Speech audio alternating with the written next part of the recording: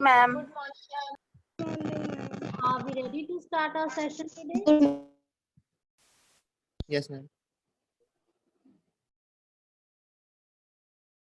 Or should we wait for some time?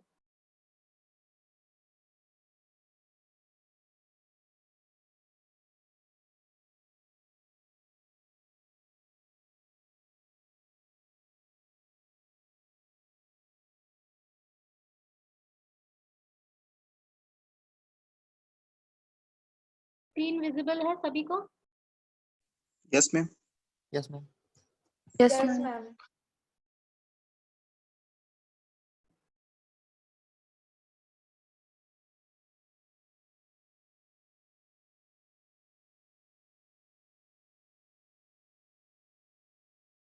I think we should start. This is 9:03 हो गया है. And we have sufficient participants. Saurabh sir है क्या? बताइए ma'am, Vikram बोल रहा हूँ मैं। स्टार्ट करें? हाँ मैम, स्टार्ट कर दीजिए आप। Okay, fine. So today we will be discussing the next topic of our financial planning. Financial planning के बारे में कल हम लोगों ने काफ़ी सारी बातें की थी और उसे समझा भी था कि फाइनेंशियल प्लानिंग क्या है। जस्ट एक छोटा सा रिकैप के लिए मैं आप में से किसी से सुनना चाहूँगी कि आपने क्या समझा, what is financial planning? Anybody?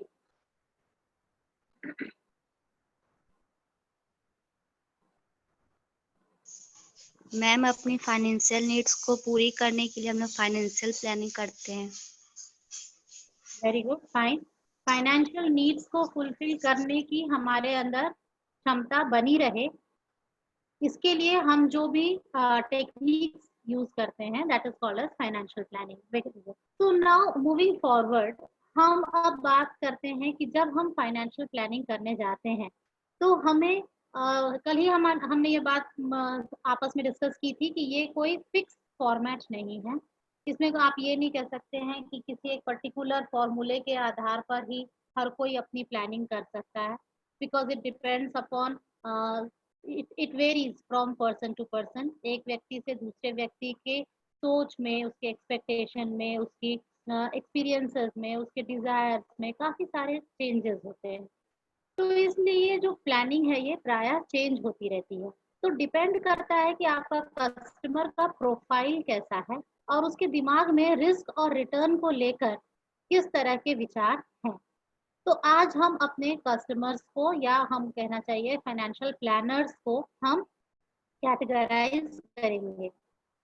अब आप देख सकते हो कि इन्वेस्टर्स का जो प्रोफाइल है, प्रोफाइल का मतलब क्या हो रहा है कि हर इन्वेस्टर अपने फाइनेंशियल प्लानिंग करने के समय जो वो इन्वेस्टमेंट डिसीजंस करता है, इन्वेस्टमेंट का मतलब क्या हुआ कि वो जिस भी तरह से अपने जो इनकम है उस इनकम से कुछ पार्ट तो हम स्पेंड कर देते हैं, रिमेनिंग पार्ट जो हमारे पास बचता है उसे हम कहीं ना कहीं उसको निवेश करते हैं, है ना।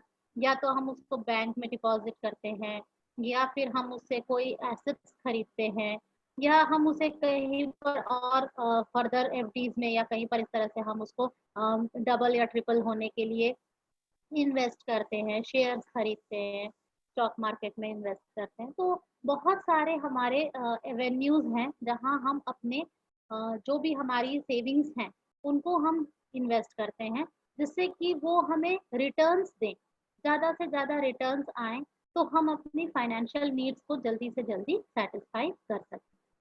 तो ये जो हमारा इन्वेस्टमेंट का डिसीजन है कि मैं अपने सेविंग्स को कहाँ डालना चाहूँगी, कहाँ इन्वेस्ट करना चाहूँगी, ये हर व्यक्ति के लिए अलग होता है। अब आप लोग खुद ही देखोगे कि कुछ लोग होते हैं जो बैंक में पैसे डाल देना ज़्यादा कन्वीनियंट समझते हैं, बैंक में डाल दो और आराम से बैठ जाओ। कुछ लोगों को लगता है नहीं, बैंक में डालना सही नहीं होगा, हम इससे क्या करें, स्टॉक मार्केट में इन्वेस्ट करें, वहाँ रिटर्न जल्दी आते हैं। तो इस तरह से आप देखोगे कि हर व्यक्ति का अलग सोच, अलग विचारधारा और अलग उसकी रिक्वायरमेंट्स होती है। तो ये जो इसे हम इन्वेस्टर्स प्रोफाइल कहते हैं। इन्वेस्टर प्रोफाइल वेरी करता है व्यक्ति की उम्र के साथ, उसके जेंडर के हिसाब से, उसके विचारों के हिसाब से। तो आप सेकेंड पॉइंट को अगर देखें तो देखिए वहां पर ये कह रहा है कि यंग पीपल जो होते हैं उनके अंदर रिस्क लेने की क्षमता ज्यादा होती है और इसीलिए वो कहाँ इन्वेस्ट करना पसंद करते हैं, ऐसी जगहों पे जहां पर हायर रिस्क तो हो लेकिन हायर रिटर्न्स भी आए। अब आप देखो कि यहाँ पर हमने कैटेगराइज किया है अपने इन्वेस्टर्स को 3 भागों में। पहला है अगर आप एज 20 से एज 40 को लेते हैं तो ये लोग कौन होते हैं जो हायर रिटर्न्स चाहते हैं। अब 1 मिनट आप लोग सभी स्लाइड से नजर हटा के थोड़ा सा सोचे, क्योंकि अगर जब तक हम स्लाइड को देखते हैं तो क्या होता है हमारा पूरा ध्यान स्लाइड को पढ़ने में चला जाता है ना। तो आप स्लाइड्स को पढ़े ना, थोड़ी देर के लिए आप अपना आंख स्लाइड से अलग हटाएं और विचार करें। आप 3 तरह के लोगों को इमेजिन करिए। पहला तो आप अपने अपने आप को करिए, ठीक है। आप लोग अभी यंग एज में हैं, आप अपने पेरेंट्स को इमेजिन करिए, वो एज 40 to 60 में है, और आप अपने ग्रैंड पेरेंट्स को इमेजिन करिए। तो आपको 3 तरह के इन्वेस्टर समझ में आ जाएंगे। अब आप बताओ कि जो आपका जनरेशन है, अगर आपको कहा जाए कि आपको सेविंग्स जो है उन्हें आप कहाँ इन्वेस्ट करेंगे, तो देखो अभी क्या है, आपके एक लंबा कैरियर आपके सामने है। अगर कहीं मान लीजिए आपसे इन्वेस्टमेंट में कोई चूक हो जाती है या आपको रिटर्न अच्छे नहीं आते हैं तो भी उसको मेकअप करने के लिए आपके पास समय है। अगर आपको लॉस होता है तो आप थोड़ी ज़्यादा मेहनत कर लेंगे, कहीं ज़्यादा काम कर लेंगे, कहीं ओवर टाइम कर लेंगे, और इस तरह से करके आप जो भी आपका फाइनेंशियल लॉस है उसको आप मेकअप कर सकते हैं। तो इसलिए यंग जनरेशन क्या चाहती है, वो रिस्क लेने के लिए बिल्कुल तैयार रहती है। उन्हें हायर रिटर्न्स चाहिए। हायर रिटर्न्स क्यों चाहिए है, बता सकता है कोई?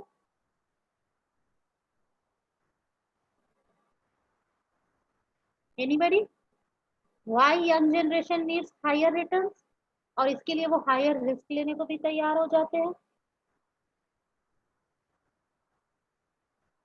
एनीबडी?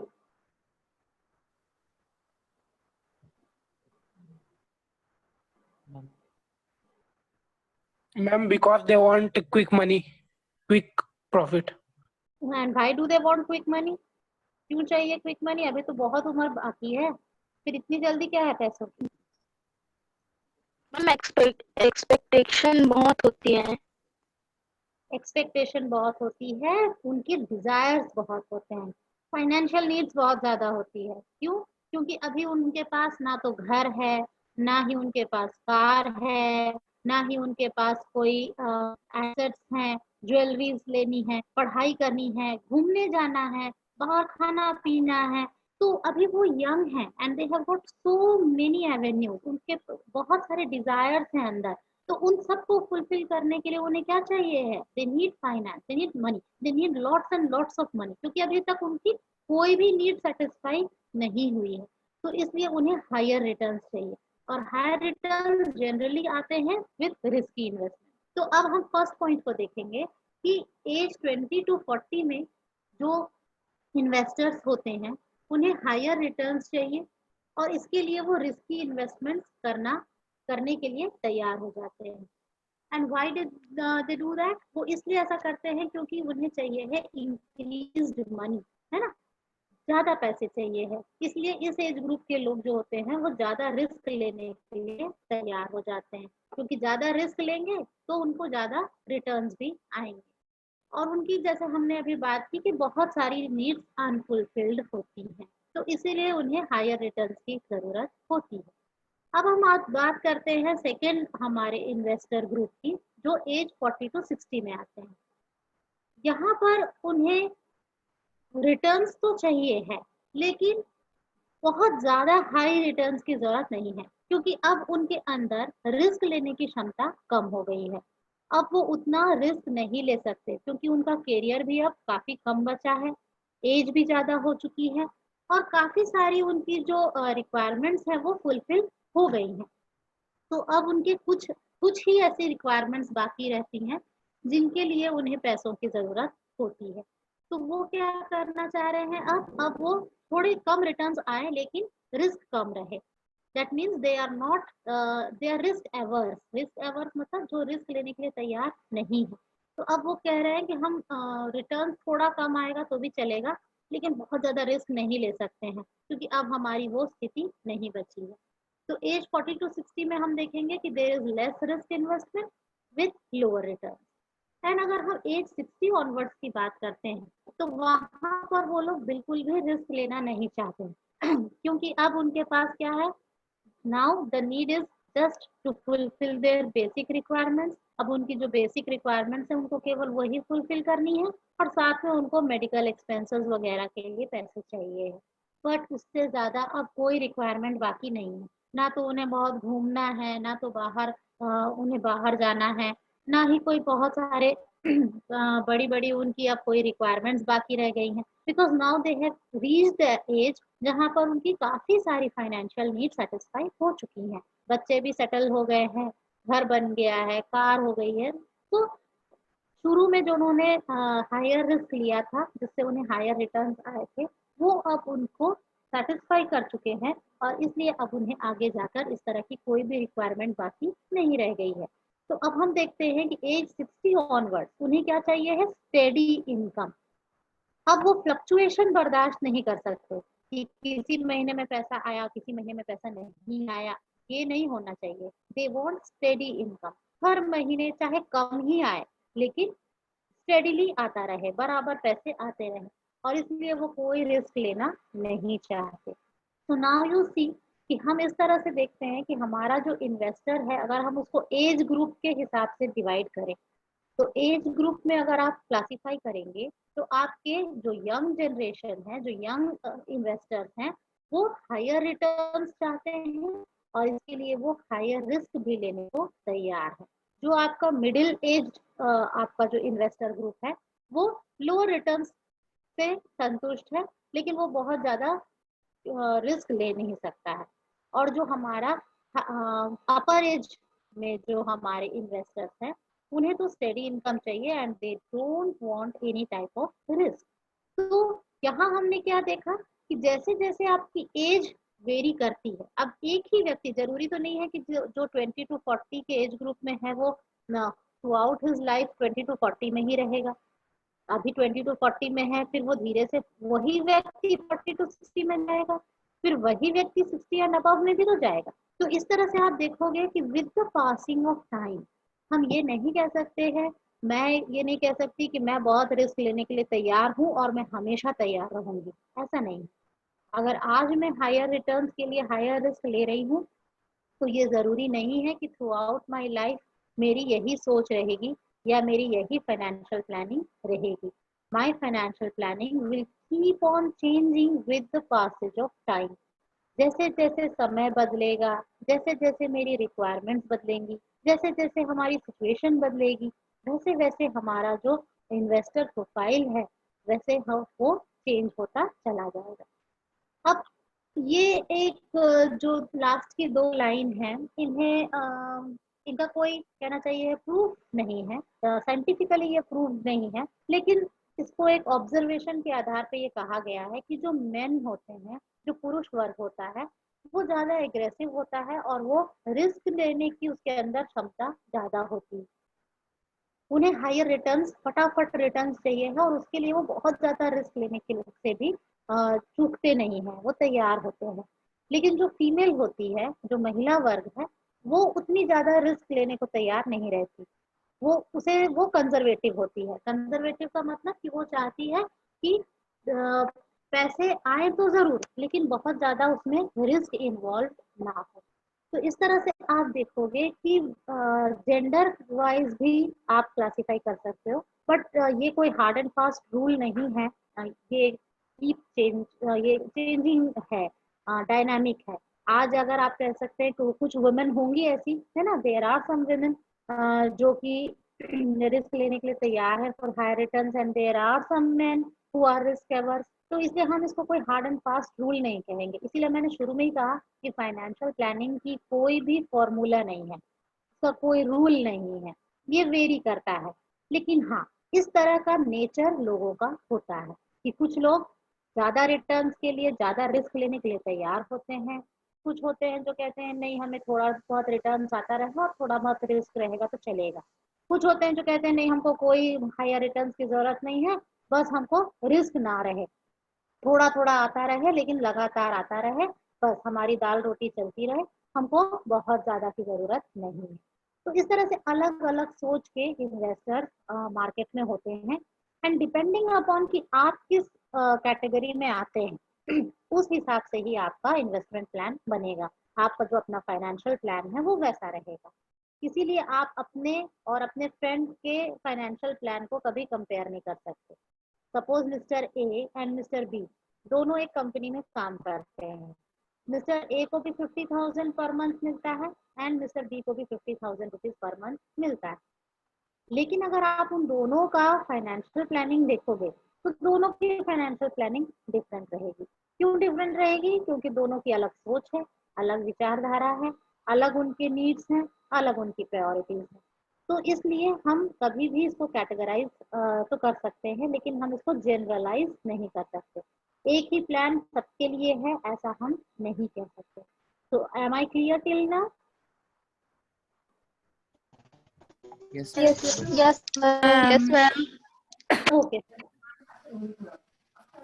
आप में से कितने लोग हैं, आप सभी तो एज 20 to 40 वाले कैटेगरी में आ जाएंगे तो आप में से कितने लोग हैं जो हायर रिटर्न्स के लिए तैयार हैं और हायर रिस्क भी ले सकते हैं? मैम मैं ले सकती हूँ ma'am. Yes, ma'am. Yes ma'am. जी मैम, मैं भी। और कौन है जो कह रहा है कि नहीं, मुझे हायर रिटर्न्स नहीं चाहिए है लेकिन रिस्क ना हो जाता? कोई है ऐसा? कोई नहीं, सबको हायर रिटर्न्स चाहिए, रिस्की रिटर्न्स। चलो ठीक है, आगे बढ़ते हैं। अब बात आती है रिस्क एपेटाइट की। देखो, अब हम बात करेंगे रिस्क एपेटाइट की। अब आप लोग फिर से थोड़ी देर के लिए अपना ध्यान स्क्रीन से हटा लीजिए। स्क्रीन से हटाते हो तो ज्यादा अच्छे से समझ में आता है कि नहीं? क्योंकि जब तक स्क्रीन सामने होता है आप क्या करते हो, पढ़ते रहते हो स्क्रीन को, और मैं जो कह रही हूँ जाता है ना। तो थोड़ी देर के लिए आप अपना ध्यान स्क्रीन से हटाइए और मुझे एक सिंपल सी बात बताइए कि रिस्क एपेटाइट इस वर्ड से आप क्या समझते हैं। देखो, यहाँ पर हम कोई चीटिंग नहीं करना ना, कोई अपने मन से बताना। रिस्क एपेटाइट से आप क्या समझोगे? कल मैंने कहा था ना, अगर कोई टर्म अचानक पूछा जाए आपसे तो उसके पहले वर्बल मीनिंग में जाओ। रिस्क का मतलब सभी ने समझ लिया। रिस्क का मतलब है हिंदी में जिसको हम कहते हैं जोखिम, है ना। कि हमने रिस्क का मतलब क्या होता है वैसे कोई बता सकता है? हानि की संभावना। हानि की संभावना, वेरी गुड। किस तरह की हानि?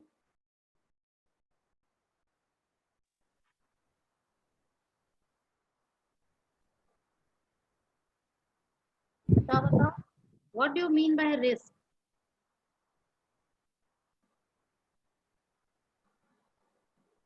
मैं बताऊं? Yes, ma'am. आप में से कोई कॉमर्स बैकग्राउंड से नहीं हो क्या? मैम है। कितने लोग हैं जो कॉमर्स बैकग्राउंड से हैं? Ma'am ma'am. आप लोग हो? तो आप लोग Yes, क्यों ma'am. नहीं बता रहे हो what is risk?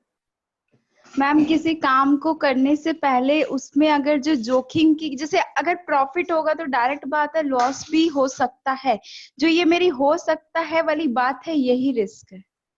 Very good ma'am, वो जो प्रोबेबिलिटी होती है कि हाँ ये भी और गलत हो सकता है, इतना लॉस हो सकता है, उसका संभावना। हाँ, very good, excellent. Risk is the probability of a loss, है ना।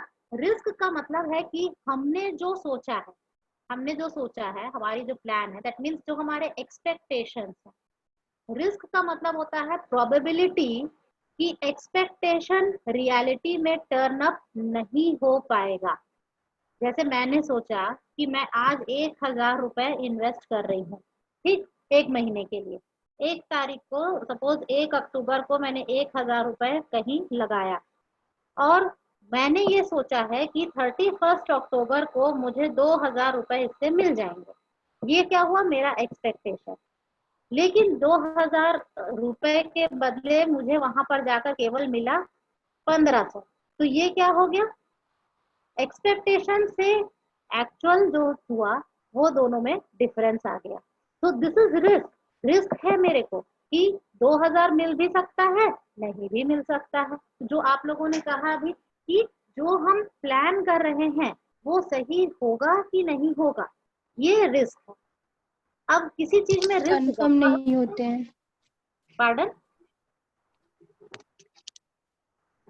क्या कहा किसी ने अभी?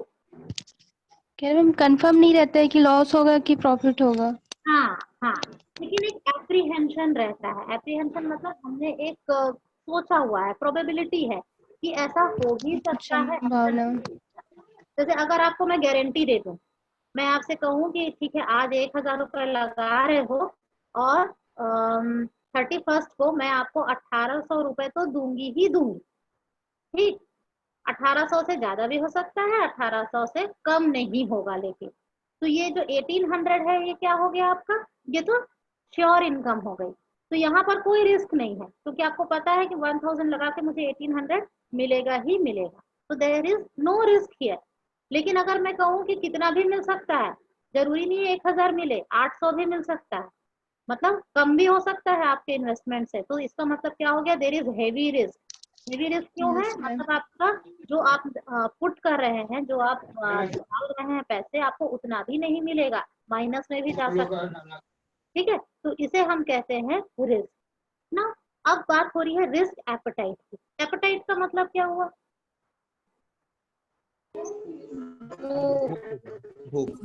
वो है ना, वो।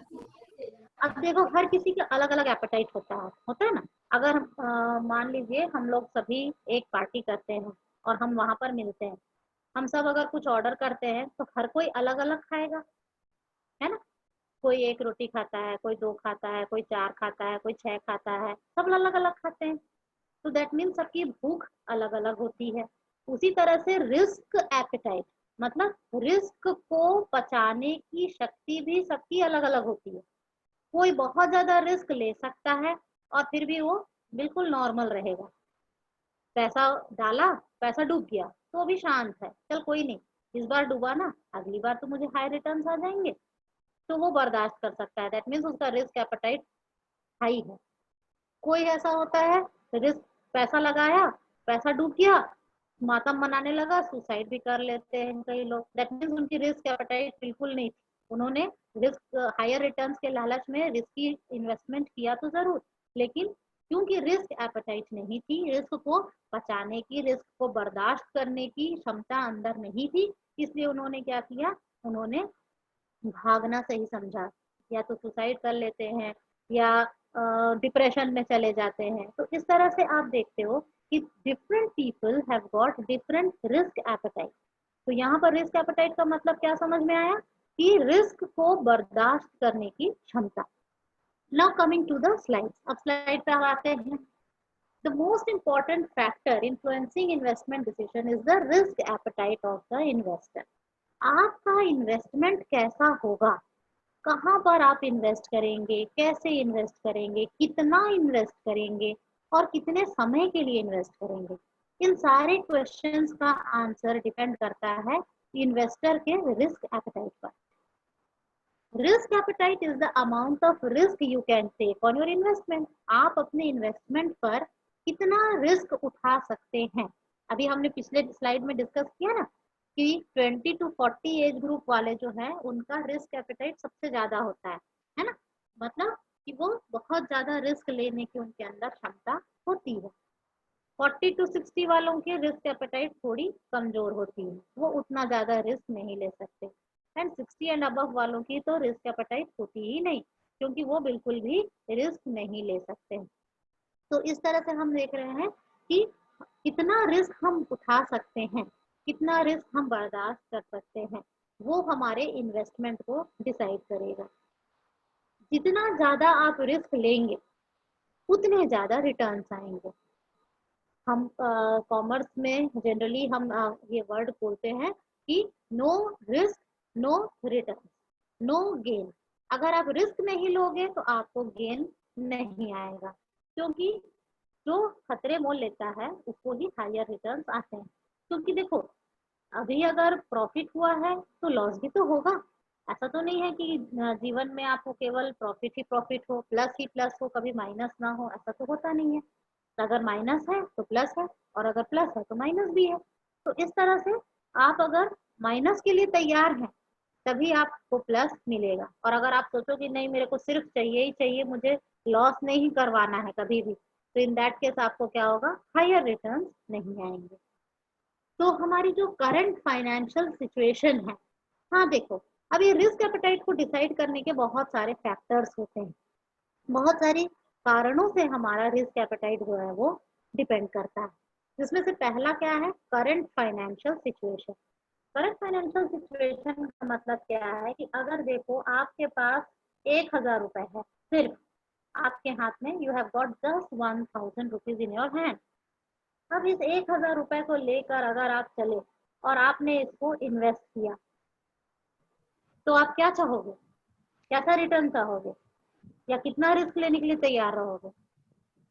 1000 रुपए है सिर्फ आपके हाथ में और पूरा 1000 आप इन्वेस्ट कर रहे हो, तो कैसा, किस जगह पर आप इन्वेस्ट करोगे? बहुत हाई रिस्क में?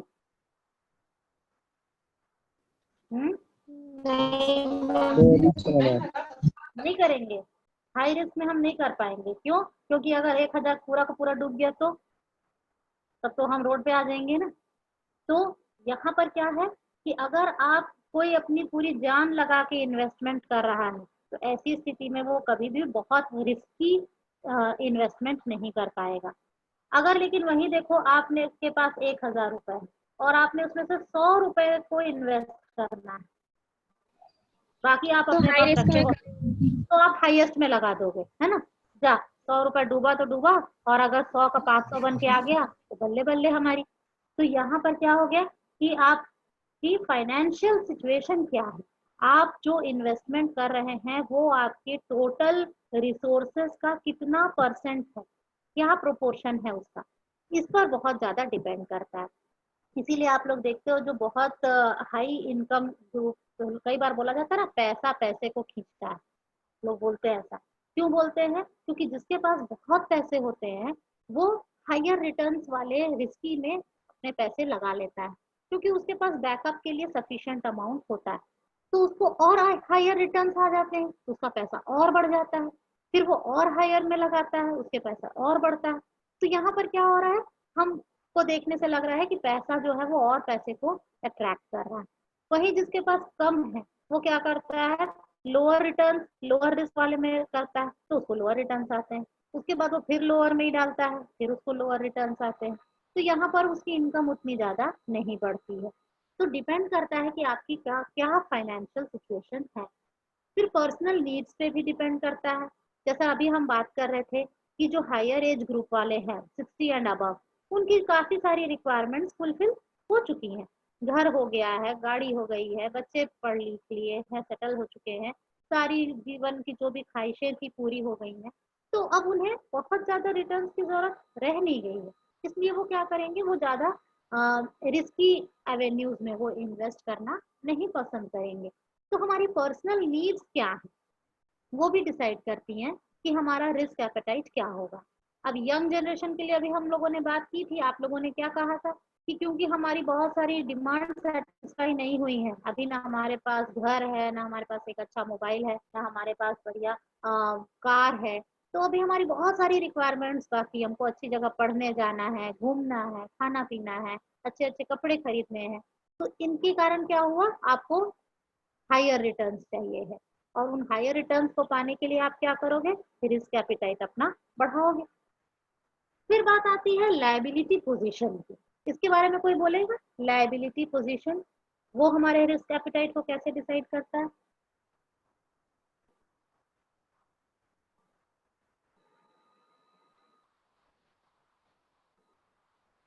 मुझे ऐसा लगता है कि कुछ ही लोग हैं जो हमेशा आंसर करते हैं, बाकी लोग भी ट्राई करें, क्योंकि यहाँ पर ऐसा कुछ है नहीं, कोई भी बोल सकता है। आप अब जितना बोलोगे उतना आपका दिमाग खुलेगा। और कल ही हमने बात की थी ना कि इंटरव्यू में आपको कोई भी नई सिचुएशन फेस करनी पड़ेगी, चाहे कितनी भी आप ट्रेनिंग कर लो, कितना भी आप ज्ञान बटोर लो, लेकिन इंटरव्यू में आपके साथ कुछ ना कुछ ऐसा अचानक वाली चीज जरूर होएगी। तो उसको फेस करने का तरीका यही है कि आप अभी से आउटस्पोकन बन जाओ, बोलो, बताओ लायबिलिटी पोजीशन हमारे रिस्क एपेटाइट को कैसे इफेक्ट करती है।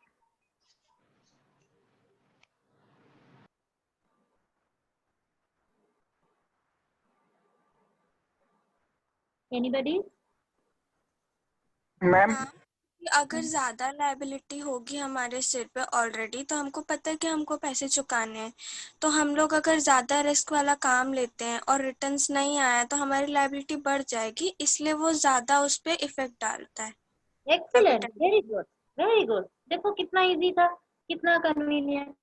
लायबिलिटी पोजीशन मतलब आपके सर पे अगर ऑलरेडी बहुत सारे लोन हैं, बहुत सारी उधारियां हैं, लायबिलिटीज अगर आपकी बहुत ज्यादा हैं सर पे, तो ऐसी स्थिति में आप और रिस्की इन्वेस्टमेंट्स नहीं कर सकते हैं, क्योंकि अगर आपके पैसे डूब गए तो आप तो ऑलरेडी उधार में चल रहे हो ना, आपके सर पे ऑलरेडी बहुत सारी लायबिलिटीज हैं, लोन्स हैं, आप उन्हें नहीं चुका पा रहे हो, और ज्यादा रिटर्न के चक्कर में अगर आपके पैसे डूब गए तब आपका क्या होगा। तो इसलिए हमारी जो एग्जिस्टिंग लायबिलिटी पोजीशन है वो भी डिटरमाइन करती है कि हम कितना रिस्क उठा सकते हैं। एंड नेक्स्ट पॉइंट है estimation of future earning. Estimation of future earnings मतलब फ्यूचर में हमारी अर्निंग्स क्या होंगी उसका एस्टिमेशन करना। इसको कौन समझाएगा?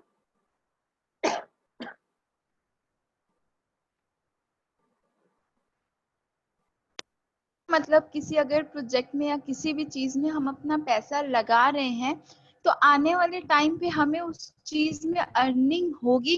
जैसे मान लो एकदम कम अर्निंग हो रही है और हम यहाँ पर हाई रिस्क ले रहे हैं, तो भी हम लॉस में चल रहे हैं, इसलिए उस अर्निंग के हिसाब से हम यहाँ पर रिस्क लेंगे। मतलब हम कितनी अर्निंग्स फ्यूचर में चाहते हैं, एस्टिमेशन। जैसा कि कल हम बात कर रहे थे ना कि किसी ने कहा था मुझे एक लग्जरी कार की जरूरत है, तो 2 साल में मुझे लग्जरी कार की जरूरत है, तो 2 साल के अंदर मैंने डिसाइड किया है कि मुझे इतने पैसों की जरूरत है। दैट मीन्स आपने एस्टिमेट कर लिया है कि मुझे फ्यूचर में कितना अमाउंट चाहिए है, उसके हिसाब से आप अपना रिस्क देखोगे। अगर आपको लग रहा है कि मुझे बहुत ज्यादा पैसों की जरूरत है तो you will go for higher risk. अगर आपको लग रहा है नहीं मुझे अब और ज्यादा पैसों की जरूरत नहीं है, मेरी और कोई ज्यादा रिक्वायरमेंट रही नहीं, जैसा हम अभी जस्ट प्रीवियस स्लाइड में देख रहे थे कि अबव 60 में जो है उन्हें क्या चाहिए है, स्टेडी इनकम, उन्हें हर मंथ एक बंधी बंधाई इनकम की जरूरत है, तो उनका एस्टिमेशन क्या है about future earning, steady income, तो वो हायर रिस्क पर नहीं जाएंगे। ठीक है, तो इस तरह से हम देख रहे हैं कि काफी सारे फैक्टर्स हैं, अपार्ट फ्रॉम दिस भी हमारे बहुत सारे फैक्टर्स हैं जो कि हमारे रिस्क एपेटाइट को इफेक्ट करते हैं, आप उनके बारे में सोच सकते हैं। तो अब देखा जाए तो रिस्क जो है हमारा वो डिटरमाइन करेगा कि हम किस तरह का इन्वेस्टमेंट करना पसंद करेंगे। अब जब आप इन्वेस्टमेंट की बात करते हैं तो एक सही इन्वेस्टमेंट जो होता है उसमें 3 बातें हमें उनको कंसीडर करना है। पहला है लिक्विडिटी, दूसरा है सेफ्टी और तीसरा है रिटर्न। अब आप लोग स्लाइड से आंख हटाइए और मुझे वन बाय वन करके बताइए। सबसे पहली चीज है, देखो इन्वेस्टमेंट का मतलब क्या होता है, ये मेरा पहला क्वेश्चन है। What do you mean by investment? आपसे एक काम करेंगे, पैसा लगाना, आंसर करेगा जस्ट पैसा लगाना, पैसे मैम कमाने के लिए प्रॉफिट पैसा कमाने के लिए। लगाना इन्वेस्टमेंट। फ्यूचर में, इन फ्यूचर केस में ज्यादा से ज्यादा पैसे कमाने के लिए थोड़ा सा पैसा जो हम लगाते हैं उसे इन्वेस्टमेंट कहते हैं। 10 सेकेंड में 1 मिनट आप लोग को इंटरप्ट करूंगी। मैं ये चाहूंगी कि फ्रॉम नाउ ऑनवर्ड अब आप लोग जो भी आंसर करेगा प्लीज पहले अपना नाम बताएगा, नाम बताने के बाद फिर आंसर करेगा। लेट मी सी कि मुझे कितने लोगों से आंसर आ रहा है।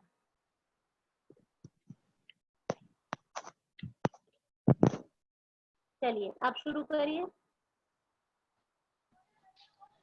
मैम मैं बताऊं? हेलो, हेलो मैम मैं बताऊं? हाँ नाम बताओ पहले। मैम मेरा नाम सिमरन कौर है, कोरबा से। ओके मैम सिमरन। फ्यूचर में आप कितनी अर्निंग करना चाहते हैं, जितने पैसे आप कमाना चाह रहे हैं, उस चीज के लिए आप आज की डेट में जितना पैसा उस पे खर्च करने को या जितना पैसा उसमें लगाने के लिए रेडी है, वही इन्वेस्टमेंट है। Okay fine. Anybody else? एक और आंसर चाहिए। मैम हम्म, भावना कपूर, हम जो हाँ, फ्यूचर प्लानिंग के लिए जो भी पैसे इन्वेस्ट करते हैं वो हमारा इन्वेस्टमेंट कहलाएगा। फ्यूचर में हम इन्वेस्ट करते हैं। जैसे भावना present ने में- बताया ना आपको? Yes, ओके, एक मैम और।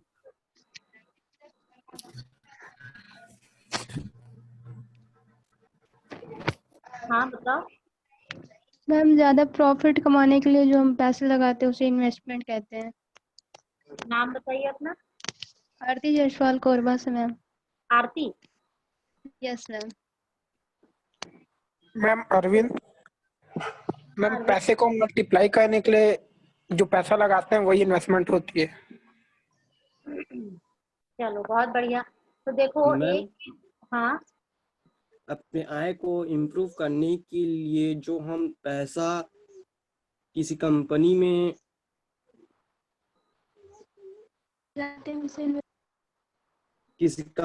इन्वेस्ट करते हैं वही इन्वेस्ट है। ओके, नाम बताइए। पूजा सत्य पटेल प्रकाश बिलासपुर चौधरी। से मैम। हाँ, एक साथ मत बोलो। पहले जिसने बताया है अभी वो अपना नाम बताए।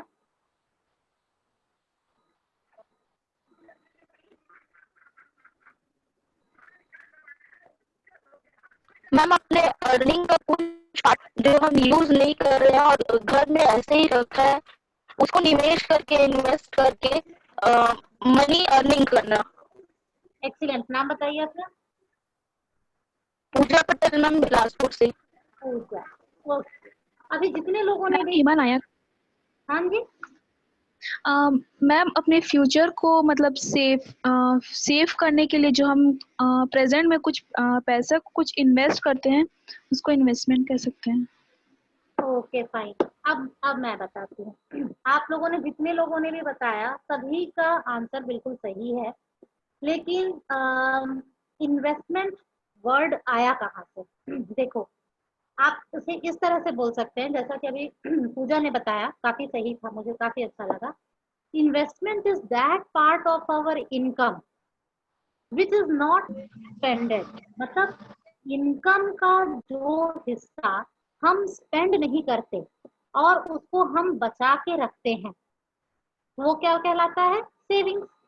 तो सेविंग्स में से भी, सेविंग्स का भी जो हिस्सा हम कहीं पर इन्वेस्ट करते हैं, हम कहीं पर उसको पुट करते हैं for the purpose of earning return.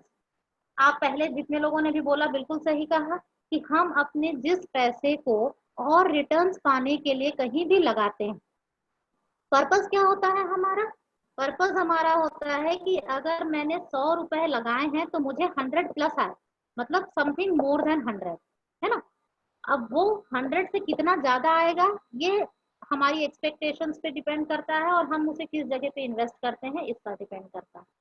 तो अब आप देखो कि आपकी अर्निंग जो है वो 3 भागों में डिवाइड होती है। पहला, स्पेंडिंग, जो भी आप स्पेंड करते हैं, खर्च करते हैं, वो उसमें चली जाती है। दूसरा आपका जाता है सेविंग्स, और तीसरा जाता है इन्वेस्टमेंट। अब आप मुझे बताओ, सेविंग्स में और इन्वेस्टमेंट में क्या डिफरेंस? सेविंग्स वो जो हमारे पैसे बचाते हैं और इन्वेस्टमेंट जो बचे हुए पैसे को हम आगे पैसे पाने के लिए करते हैं। Very good. सेविंग्स का मतलब हमेशा रिटर्न्स लाना नहीं होता है। अगर मैंने पैसे बचा के रखे हैं, मैंने क्या किया, अपने घर में गद्दे के नीचे पैसे छुपा के रख लिए, दैट इज माई सेविंग। लेकिन वो मुझे रिटर्न्स ला कर नहीं देगा। वो अगर मैंने गद्दे के नीचे 1 लाख रुपए भी डाला है तो वो 1 लाख ही निकलेगा, चाहे मैं उसे 15 साल बाद भी निकालूं, वो 1 लाख का 1 लाख ही रहेगा। तो that is my saving. Generally क्या होता है, कई बार लोग इन्वेस्टमेंट में और सेविंग में कंफ्यूज हो जाते हैं। और सोचते हैं कि दोनों एक ही चीज है, तो दोनों एक चीज नहीं है। सेविंग का मतलब होता है नॉट स्पेंडिंग, खर्च ना करना सेविंग हो गया। अगर मैं अपनी इनकम को खर्च नहीं करती तो वो बच जाती है, बचत है। बचत और निवेश दोनों में फर्क है। तो बचत का मतलब होता है अगर हम अपने पैसों को हम स्पेंड नहीं करते, हम उसे खर्च नहीं करते, तो वो बचत हो जाती है, सेविंग्स हो जाती है। लेकिन सेविंग्स का जो हिस्सा हम और ज्यादा रिटर्न्स या और इनकम पाने के लिए हम उसे कहीं पर भी लगाते हैं, उसे कहीं पर भी डालते हैं, वो इन्वेस्टमेंट कहलाता है। तो इन्वेस्टमेंट अगर आप करने के लिए जा रहे हैं तो आपको 3 चीजों का ध्यान रखना बहुत जरूरी है। पहला है लिक्विडिटी, दूसरा है सेफ्टी और तीसरा है रिटर्न। आप लोग अभी भी स्लाइड्स नहीं देख रहे हैं, मैं ये मान के चल रही हूँ, तो मत ही देखिए, आप लोग चीजों को ज्यादा अच्छा समझ जाएंगे, क्योंकि ये स्लाइड्स तो कहीं भी मिल जाएंगी आप लोगों को, हम भी शेयर कर लेंगे, दैट इज अ डिफरेंस। तो कमिंग फर्स्ट, जब आप इन्वेस्टमेंट करने जाओगे तब आपको किन किन बातों का ध्यान रखना है। पहला है लिक्विडिटी। लिक्विडिटी का मतलब क्या है, हिंदी में उसको कहेंगे तरलता, है ना। कोई समझाएगा, एक बार देखें तो आप लोग क्या समझे, फिर मैं बताती हूँ। ऐसी चीज जो बहुत जल्दी कैश में कन्वर्ट हो सकती है। कन्वर्ट हो सके। Very ma'am good. मैं बताऊं? हाँ बिल्कुल, अरविंद ना, तुषार यादव मैम। तुषार।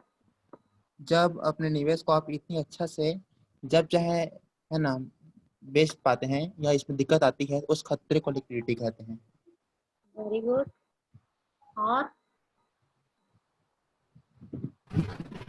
संपत्ति को पैसे में कन्वर्ट करना लिक्विडिटी है। लिक्विडिटी का मतलब होता है कि बहुत सही बताया आप लोगों ने, लिक्विडिटी का मतलब होता है कि कितनी जल्दी हम अपने एसेट को या किसी भी प्रॉपर्टी को हम कैश में कन्वर्ट कर सकते हैं। जैसे कि फॉर एग्जांपल, कोई एग्जांपल देगा? Ma'am gold. Excellent, gold. Gold क्या है? लिक्विडिटी है? गोल्ड इज संपत्ति। गोल्ड इज अ संपत्ति, हाँ, बट गोल्ड लिक्विड है, लिक्विड संपत्ति है। Home. Ma'am yes ma'am. Ma'am gold में लिक्विडिटी है? मैम वो लिक्विडेट हो सकती है, बट वो है तो एसेट। नहीं, देखो, लिक्विड तो सब हो सकती है। एक मकान भी लिक्विड हो सकता है, दुकान भी हो सकती है, कार भी हो सकती है, सब हो सकते हैं। लेकिन लिक्विडिटी की जब हम बात कर रहे हैं तो हाई लिक्विडिटी किसकी है? गोल्ड की है। मैम शेयर्स की। देखो, गोल्ड की अभी बात करते हैं। गोल्ड की है। गोल्ड की है, अच्छा ठीक है। अच्छा मुझे बताओ कि मैं आधी रात को तुम्हारे घर आती हूँ, ठीक 12 बजे, है ना, एक पूरा बड़ा नेकलेस गोल्ड का लेके, और तुम्हें कहती हूँ कि मुझे तुरंत इसके पैसे चाहिए है, ये 5 लाख का नेकलेस है मेरे को जल्दी से 5 लाख दे दो, बहुत जरूरी है, दे दोगी तुरंत?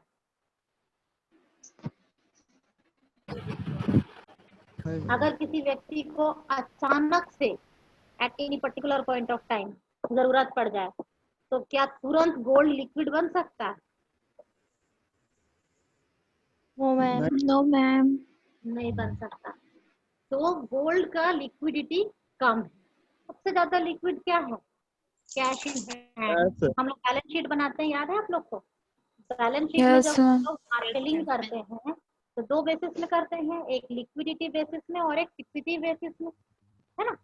तो उसमें क्या हम करते हैं, आपको याद होगा, सबसे नीचे में हम लिखते हैं कैश इन हैंड, क्योंकि हाथ में जो पैसा है वो सबसे लिक्विड है, उसको आप बड़ी आसानी से कन्वर्ट कर सकते हैं, उसको बड़ी आसानी से आप यूज कर सकते हैं। उसके बाद नेक्स्ट लिक्विड कौन है? कैश एट बैंक, मतलब आपके बैंक में जो आपका पैसा है। अब बैंक में भी जो पैसा है उस पर भी डिपेंड करता है, जो आपकी सेविंग्स अकाउंट में जो पैसे हैं वो लिक्विड है, लेकिन आपके फिक्स डिपॉजिट में जो पैसा है वो लिक्विड नहीं है, कि नहीं? फिक्स डिपॉजिट का मतलब क्या कि आपके उसके अगेंस्ट में कुछ बॉन्ड्स मिले होंगे, तो वो कब लिक्विड हो पाएगा? सिर्फ लिक्विड हो पाएगा वो बैंकिंग आवर्स में, है ना। जिस समय बैंक खुला है उस समय आप जाओगे, फिर वो आप बोलोगे मुझे पैसों की सख्त जरूरत है, ये ले लो, बदले में पैसे दे दो। वो आपसे फॉर्मेलिटी लिखवाएगा और उसके बाद बोलेगा 2-3 दिन में आइएगा, आपके अकाउंट में ट्रांसफर हो जाएगा। दैट मीन्स वो भी बहुत ज्यादा लिक्विड नहीं है। तो इसलिए देखो, जब आप इन्वेस्टमेंट करने जाते हो तब आपको ध्यान रखना है कि आपको हम कहते हैं ना, don't put all the eggs in the same basket. इसका मतलब क्या हो रहा है, सारे अंडे अगर आप एक ही बास्केट पे रखोगे और मान लो आपका बास्केट हाथ से छूट गया, तो क्या होगा, सारे अंडे फूट जाएंगे और आपको लॉस हो जाएगा। तो इसका मतलब होता है ये कि आपके सारे पैसे, अंडे मतलब हमारे सारे पैसे, तो आपका जो सारा का सारा पैसा है उसको आप एक ही जगह पर या एक ही तरह की प्लान में इन्वेस्ट ना करें। आप ऐसे इन्वेस्ट करें कि आपको थोड़ी बहुत लिक्विडिटी भी रहे। दैट मीन्स आप जब चाहो अपने इन्वेस्टमेंट को जल्दी से पैसों में कन्वर्ट करके आप इस्तेमाल कर सको। तो थोड़ा ऐसा इन्वेस्टमेंट करो जो लिक्विड रहे, थोड़ा ऐसा करो जिसमें आपको सेफ्टी रहे। सेफ्टी मतलब कि रिस्क कम रहे, रिटर्न्स आपके अच्छे आए। बहुत ज्यादा रिटर्न्स यहाँ तो नहीं आएंगे आपको, लेकिन हाँ आपको रिस्क नहीं रहेगा ज्यादा। तो थोड़ा सेफ्टी पर भी ध्यान दो। और आखिरी है आपका रिटर्न। रिटर्न मतलब यहाँ पर आपको क्या करना है, हायर रिस्क में इन्वेस्ट करना है जिससे आपको हायर रिटर्न्स आए। तो दैट मीन्स कि जब आप इन्वेस्टमेंट करने जाएंगे, सपोज आपके पास 10,000 रुपए बचे हैं अपने सेविंग्स में, 10,000 रुपए हैं और आपको इनको इन्वेस्ट करना है, तो पूरे के पूरे पैसे उठा के सेविंग्स अकाउंट में डाल दिया तो वो क्या हुआ, लिक्विड तो रहा लेकिन सेफ भी है, लेकिन रिटर्न्स अच्छे नहीं आ रहे हैं, तो वो भी सही नहीं है। पूरा का पूरा उठाकर आपने शेयर मार्केट में इन्वेस्ट कर दिया तो रिटर्न्स तो अच्छे आ रहे हैं लेकिन ना सेफ है ना लिक्विड है। तो इस तरह से क्या करना है आपको, पूरे पैसे, don't put all the eggs in the same basket, सारे के सारे अंडे एक ही बास्केट में मत डालो। आप क्या करो, थोड़ा सा अमाउंट ऐसी जगह पे इन्वेस्ट करो जहाँ पे आपको लिक्विडिटी रहे, फिर थोड़ा अमाउंट ऐसी जगह इन्वेस्ट करो जहाँ पर आपका इन्वेस्टमेंट सेफ रहे, और थोड़ा सा अमाउंट ऐसी जगह पे इन्वेस्ट करो जहाँ से आपको ma'am ma'am yes ma'am please liquidity को एक बार फिर से समझाइए ना, मेरे घर से पता नहीं इशू, आज प्रॉब्लम हुआ है, नेटवर्क प्रॉब्लम, तो मैं डिस्कनेक्ट हो गई थी ओके फाइन। अचानक से। अब मैं चाहूंगी कि कोई और समझाए। चलो, तो सबने सुना है ना, बताओ तो लिक्विडिटी में हमने क्या डिस्कस किया।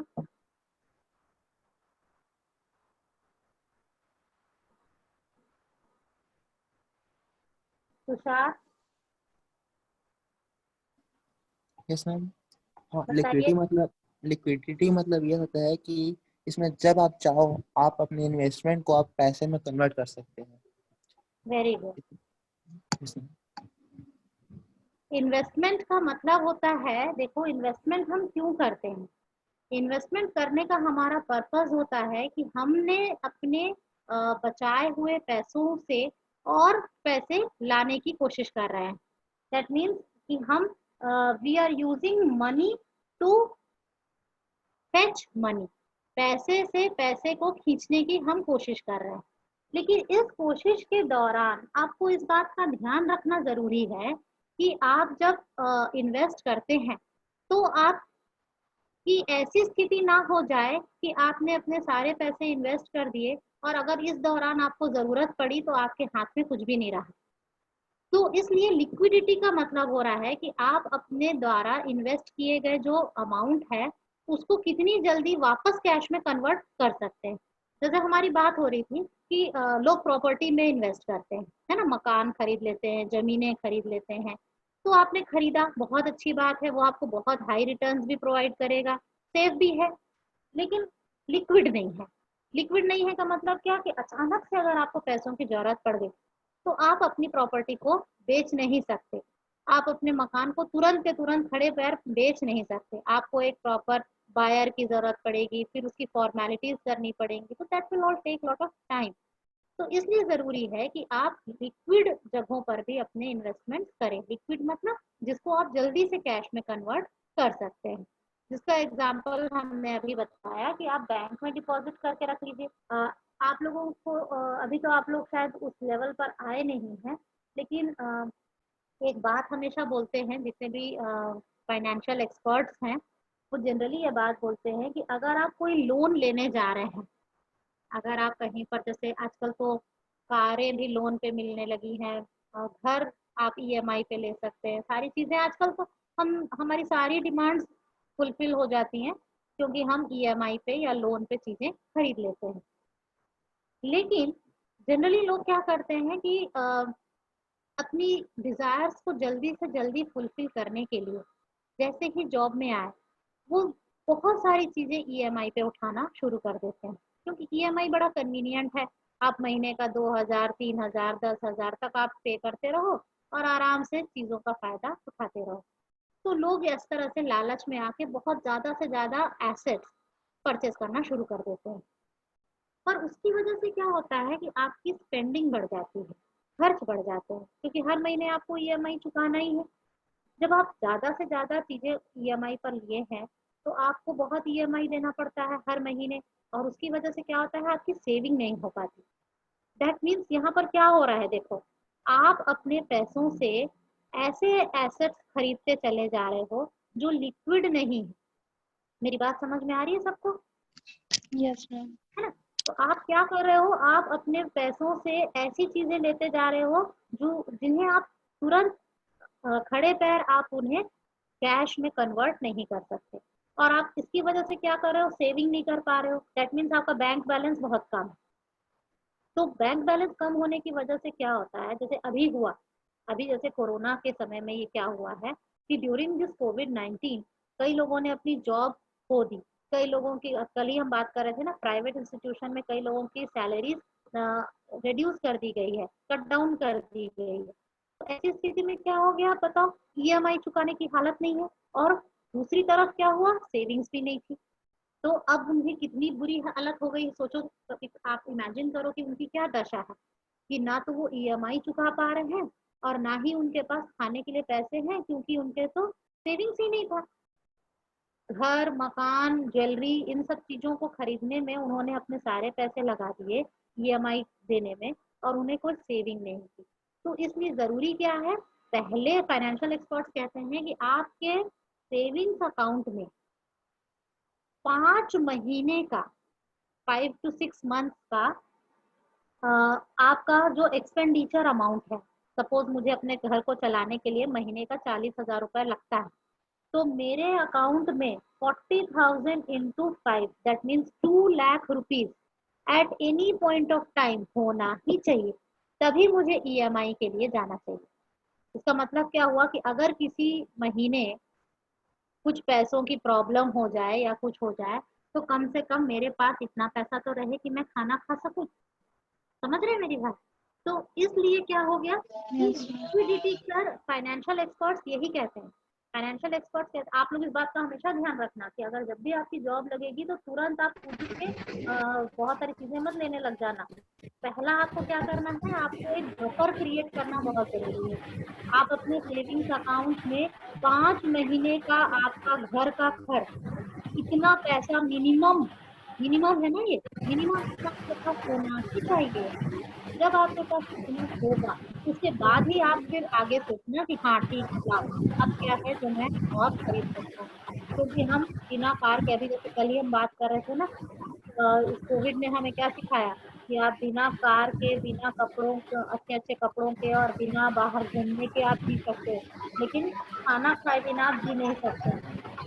तो इसलिए आपको बेसिक रिक्वायरमेंट्स के लिए एक बार आपको लिक्विडिटी बना के रखना है। लिक्विडिटी जब रहेगी उसके बाद ही आप आगे कुछ सोच सकते हो। तो सही इन्वेस्टमेंट, राइट बैलेंस क्या है? राइट बैलेंस है जब आपका इन्वेस्टमेंट में लिक्विडिटी भी हो, आपके इन्वेस्टमेंट में सेफ्टी भी हो और आपके इन्वेस्टमेंट में अच्छे रिटर्न की भी गुंजाइश। जब ये सारी चीजें आप देखोगे कि आपके इन्वेस्टमेंट प्लान में है तो that means your financial planning is the clear. यहाँ तक क्लियर है सभी को? Yes ma'am. Yes ma'am. Yes. तो हम आगे बढ़ें ना। मैम किसी का न्यू कुछ आया तो अब जैसा कि हम डिस्कस कर रहे थे कि रिस्क एपेटाइट की हम बात कर रहे थे, तो रिस्क एपेटाइट के बेसिस पे हम अपने इन्वेस्टर्स को 3 भागों में डिवाइड कर सकते हैं। जो हम अपने इन्वेस्टर्स को कैटेगराइज कर रहे थे, वहां भी आप लोगों ने देखा था ना कि वहां हमने एज के आधार पे किया था। तो चाहे वो एज हो या जैसे मैंने उस समय भी कहा कि कोई हार्ड एंड फास्ट रूल नहीं है कि लोअर मतलब यंग एज ग्रुप जो है वो हमेशा हायर रिटर्न्स चाहेगा, ऐसा कोई हार्ड एंड फास्ट रूल नहीं बनाया जाता है। तो हम बेसिकली जो हमारे टोटल इन्वेस्टर्स हैं, सारे के सारे इन्वेस्टर्स, उन इन्वेस्टर्स को हम 3 भागों में डिवाइड कर सकते हैं। पहला क्या है, कंजर्वेटिव इन्वेस्टर। कंजर्वेटिव का मतलब क्या होता है कि जो रिस्क एवर्स होता है, जिसके अंदर रिस्क को बर्दाश्त करने की क्षमता बहुत कम होती है। तो वो क्या चाहता है, वो चाह रहा है कि मुझे रिटर्न्स भले बहुत ज्यादा हाई ना आए, लेकिन मुझे रिस्क नहीं होना चाहिए। तो वो रिस्क एवर्स है, इसलिए वो क्या करता है कि वो बहुत सेफ जगहों पे अपना इन्वेस्टमेंट करना पसंद करता है, जहां पर उसका पैसा डूबने की कोई गुंजाइश नहीं है। तो ये ऐसी जगह क्या हो सकती है, जो फिक्स इंटरेस्ट बियरिंग इंस्ट्रूमेंट्स है, मतलब जहां पर आपको इंटरेस्ट की राशि बिल्कुल फिक्स है, जैसे आपके एफडीज होते हैं। तो एफडीज में या बैंक डिपॉजिट जो है सारे, इनमें हम क्या करते हैं, तो आपको पता है जब आप डिपॉजिट करोगे तभी वो बता देगा कि आपको 7% इंटरेस्ट मिलेगा। ठीक है, अब 7 से 6 नहीं होने वाला, 7 का 8 नहीं होने वाला, वो 7 का 7 रहेगा। तो कंजर्वेटिव इन्वेस्टर जो है वो खुश है, चलो कम से कम 7 का 7 तो मिलेगा, कम तो नहीं हुआ। वो इसमें दुखी नहीं है कि अरे सबको 8 मिल रहा था और मुझे 7 मिला, वो उससे दुखी नहीं होता है। उसको लगता है चलो मेरा जितना भी है स्टेडी इनकम आ रही है, तो हम उसे कंजर्वेटिव इन्वेस्टर कहते हैं। बैलेंस्ड इन्वेस्टर जो होते हैं उनका रिस्क टॉलरेंस थोड़ा हाई होता है कंजर्वेटिव से, लेकिन फिर भी वो उतना ज्यादा नहीं होता। उन्हें इनकम बढ़ाने का लालच तो होता है, लेकिन उसके लिए वो बहुत ज्यादा रिस्क लेने के लिए तैयार नहीं होते हैं। तो ये कौन है, देखो ये भी म्यूचुअल फंड्स में या इक्विटी शेयर्स में इन्वेस्ट करते हैं, लेकिन ऐसी जगहों पे जहां पर इनको अभी भी इंटरेस्ट बियरिंग सिक्योरिटीज होती हैं, जहां पर उनको एक श्योरिटी रहती है। क्योंकि म्यूचुअल फंड्स में भी आप देखते हो 2 तरीके के होते हैं, एक जो होते हैं वो पूरे के पूरे मार्केट ड्रिवन होते हैं, और एक होते हैं जिनमें आपको मिनिमम रिटर्न गारंटीड रहता है कि कम से कम इतना तो मिलेगा ही, इससे नीचे आपका पैसा नहीं जाएगा। ऊपर हो सकता है लेकिन नीचे नहीं जाएगा। तो कई लोग इस तरह के भी इन्वेस्टमेंट्स में इन्वेस्ट करते हैं। एंड ग्रोथ इन्वेस्टर जो होता है, वो आप सभी जान रहे हैं, ग्रोथ इन्वेस्टर जो होता है वो तो बहुत ज्यादा रिस्क टॉलरेंट है, उसको तो रिस्क ही रिस्क चाहिए, क्योंकि उसको बहुत ज्यादा रिटर्न की जरूरत है। तो वो लोग फिर ऐसी जगहों पे इन्वेस्ट करते हैं जहां कोई मिनिमम की बात नहीं होती है और ना ही कोई मैक्सिमम है, कितना भी हाई रिटर्न उन्हें मिल सकता है और हो सकता है उनका पैसा डूब भी जाए, तो वो दोनों के लिए तैयार होते हैं। तो इस तरह से हम अपने रिस्क एपेटाइट के आधार पे अपने इन्वेस्टर्स को कंजर्वेटिव इन्वेस्टर, बैलेंस्ड इन्वेस्टर या ग्रोथ इन्वेस्टर के आधार पे डिफरेंशिएट कर सकते हैं। ठीक है, अब देखो यहाँ पर एक छोटा सा ग्राफ है रिस्क रिटर्न ट्रेड ऑफ का। तो इसे तो हमने काफी डिस्कस कर लिया है पहले भी, आप इसको जस्ट यहाँ पर देख सकते हैं कि जब आपका रिटर्न हाई होता है, एक मिनट मैं एक पॉइंटर से आपको इसको समझा देती हूँ।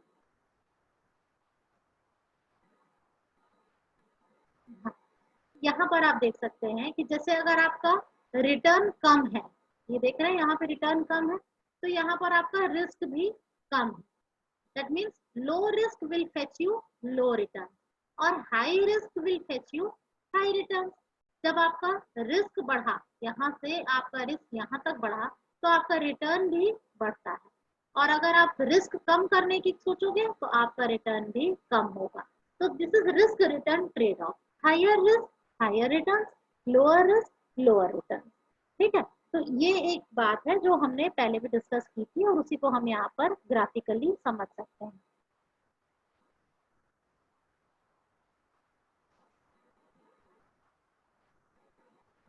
अब आप देखो हम रिस्क के ऊपर बात करते हैं। शायद आप लोगों ने इसको पहले पढ़ा है क्या, रिस्क का क्लासिफिकेशन?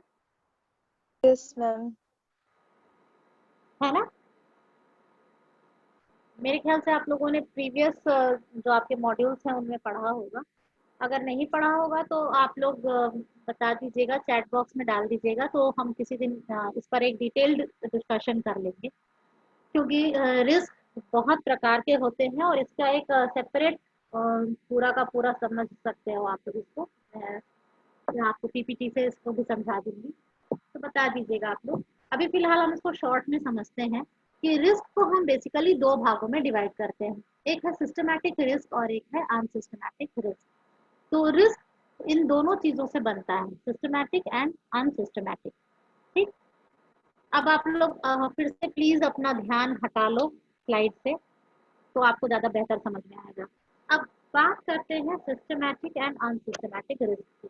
अगर आप लोगों ने पहले पढ़ा है तो थोड़ा सा बताएंगे क्या समझा है?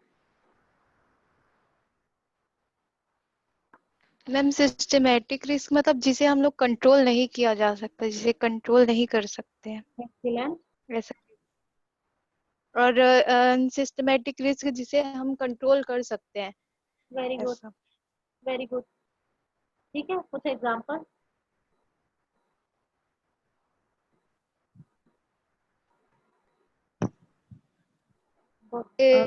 सिस्टमेटिक में इन्फ्लेशन होता है, वो जिसे हम लोग कंट्रोल नहीं कर सकते, सिस्टमेटिक रिस्क के अंदर आता है।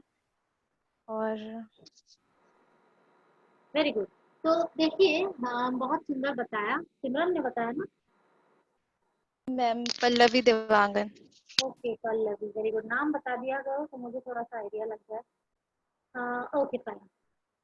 क्योंकि मैं यहाँ पर स्लाइड्स को मैंने फुल स्क्रीन कर रखा है, इसलिए मुझे पार्टिसिपेंट्स नजर नहीं आ रहे हैं अभी।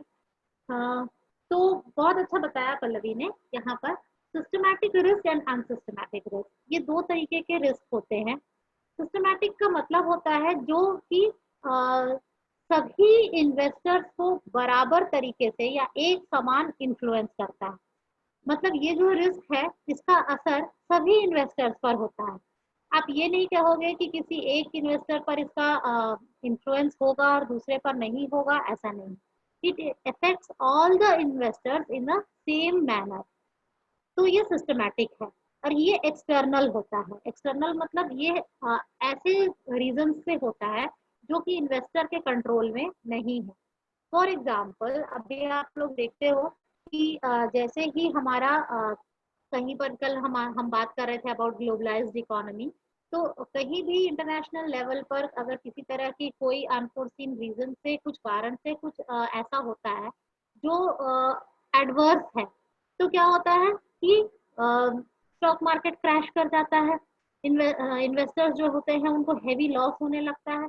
तो ये सारी चीजें क्या है, ये सारे इन्वेस्टर्स को बराबर तरीके से असर करती हैं और ये इन्वेस्टर के कंट्रोल में नहीं है। अगर गवर्नमेंट आज हमारी स्टेबल है, ईश्वर की कृपा है, लेकिन अगर गवर्नमेंट स्टेबल नहीं रहती है, रोज रोज इलेक्शंस होते रहे, आज एक गवर्नमेंट बनी, 2 दिन बाद वो हटा दी गई, फिर नई गवर्नमेंट, फिर नया इलेक्शन, तो क्या है, पॉलिटिकल इंस्टेबिलिटी आ जाती है। और जैसे ही पॉलिटिकल इंस्टेबिलिटी आती है तो क्या होता है कि सबसे पहला असर इसका होता है मार्केट पे। मार्केट पे ये असर होता है कि आपको इंटरेस्ट रेट गड़बड़ होने लगता है, आपका सेविंग्स पे असर आने लगता है, चीजों के रेट बढ़ने लग जाते हैं। तो ये सारी चीजें क्या है, सभी को बराबर असर करती हैं। अगर अभी जैसे कोविड के टाइम में आप देख रहे हो कि चीजों के रेट बढ़ गए हैं, तो हम सभी के लिए बढ़ गए हैं, किसी एक के लिए तो बढ़ा नहीं है। तो वो सभी को इन्फ्लुएंस करता है and it is beyond the control of the investor. तो सिस्टमैटिक रिस्क को आप इस तरह से समझें कि जो इन्वेस्टर के कंट्रोल के बाहर है, जिसको इन्वेस्टर चाह के भी किसी तरह से कंट्रोल नहीं कर सकता, और वो सभी इन्वेस्टर्स को एक समान असर करता है। इन्फ्लेशन की बात की तो इन्फ्लेशन भी उसी में आता है। तो ये सिस्टमैटिक रिस्क होते हैं। वहीं पर अनसिस्टमैटिक, तो जब हम अपनी फाइनेंशियल प्लानिंग करेंगे तब हम सिस्टमैटिक रिस्क का कुछ नहीं कर सकते हैं। हम उसको ना ही प्रेडिक्ट कर सकते, ना हम उसको कंट्रोल कर सकते, तो उसको तो हमको छोड़ के ही चलना पड़ेगा। हम किसको कंट्रोल कर सकते हैं, अनसिस्टमैटिक रिस्क को। अनसिस्टमैटिक रिस्क का मतलब होता है ऐसा रिस्क जो कि आपके इन्वेस्टर्स को ऐसे असर करता है कि वो किसी को करता है और किसी को नहीं करता है। तो डिपेंडिंग अपॉन कि आप किस जगह को बिलोंग करते हो, जैसे अभी सपोज हमारे छत्तीसगढ़ में कुछ प्रॉब्लम होती है तो यहाँ के ही केवल इन्वेस्टर्स को असर होगा। बाहर कोई जो रह रहा है, एमपी में रह रहा है, राजस्थान में रह रहा है या तमिलनाडु में रह रहा है, तो उनको उस तरह का असर नहीं आएगा। तो जियोग्राफिकली आप देखोगे कि ये डिपेंड वेरी करता है, टाइम पीरियड पे भी वेरी करता है, depending upon the company to company भी वेरी करता है। तो अनसिस्टमैटिक रिस्क जो है ये सभी इन्वेस्टर को बराबर तरीके से इन्फ्लुएंस नहीं करता है, और साथ ही साथ ये इन्वेस्टर्स के कंट्रोल में भी होता है। तो आप अगर आपको लग रहा है कि कोई एक कंपनी है जो लॉस कर सकती है, तो हम क्या करेंगे कि उस कंपनी में इन्वेस्ट ना करें, हम दूसरी कंपनी में इन्वेस्ट कर दें, तो ये क्या है, हमारे कंट्रोल में। तो इस तरह से आप देखते हो कि अनसिस्टमैटिक रिस्क को इसीलिए स्पेसिफिक रिस्क भी कहा गया है। स्पेसिफिक मतलब ये किसी पर्टिकुलर क्लास के लिए स्पेसिफिक होता है, और सिस्टमैटिक रिस्क जो है वो मार्केट रिस्क है, क्योंकि वो मार्केट को पूरी के पूरे बराबर तरीके से ही इन्फ्लुएंस करता है। तो आपको क्या ध्यान रखना है कि आपका जो इन्वेस्टमेंट है उसमें सिस्टमैटिक रिस्क तो रहेगा ही रहेगा, आप उसको अवॉइड नहीं कर सकते हैं, लेकिन अनसिस्टमैटिक रिस्क को जितना ज्यादा आप कम से कम कर सकें, जितना आप उसको मिनिमाइज कर सकें, उतना आपके लिए वो बेहतर होगा। और देखो मैंने अभी ये बात पहले भी कही थी, डाइवर्सिफिकेशन। डाइवर्सिफिकेशन का मतलब क्या है कि आपको अपने इन्वेस्टमेंट को अलग अलग जगहों पर करना चाहिए है। आपको अपनी सारी सेविंग्स, आपको अपना सारा पैसा एक ही जगह पर कभी भी नहीं लगाना है। आपको अपनी सेविंग्स को डाइवर्सिफाई करके इन्वेस्ट करना है। डाइवर्सिफाई करोगे तो उससे क्या फायदा होगा, अगर कहीं एक जगह आपको लॉस हुआ भी तो दूसरी जगह के प्रॉफिट से आप उसकी भरपाई कर सकते हो। लेकिन अगर आपने सारा पैसा एक जगह डाला और आपको इनकम हुई तब तो बहुत अच्छी बात है, लेकिन अगर आपको लॉस हुआ तो आप कहीं से भी उसको सस्टेन नहीं कर सकेंगे। तो diversification is the very important rule, ये बहुत इंपॉर्टेंट रूल है। और एक वेल डाइवर्सिफाइड पोर्टफोलियो क्या होता है, जिसमें कि आपके केवल सिस्टमैटिक रिस्क हो, कोई भी अनसिस्टमैटिक रिस्क ना हो। सिस्टमैटिक रिस्क को जैसे मैंने अभी आपको बताया कि you cannot avoid it because it is beyond the control of the investor. Investor के कंट्रोल में वो है ही नहीं, तो वो बेचारा उसके लिए कुछ कर नहीं सकता, तो उसे तो छोड़ दे। दैट मीन्स आपके इन्वेस्टमेंट पोर्टफोलियो में सिस्टमैटिक रिस्क तो रहेगा, उसको तो आप अवॉइड नहीं कर सकते, लेकिन आपको अनसिस्टमैटिक रिस्क को मिनिमाइज करके चलना है। उसको जितना कम से कम आप रखेंगे उतना ही आपके रिटर्न्स बेहतर आएंगे। क्लियर है?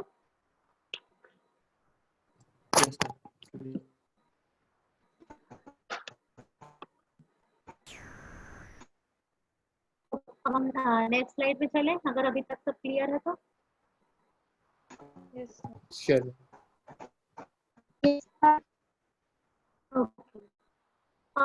अब मुझे ये बताइए कि आप लोगों ने अभी इन जो NUSSD के जो आपके ये सेशंस चल रहे हैं, क्या इन्हीं मॉड्यूल्स में आपने रिस्क के बारे में पढ़ा है? नो मैम, पहले पढ़ा है। ओके, दैट मीन्स सभी को। हेलो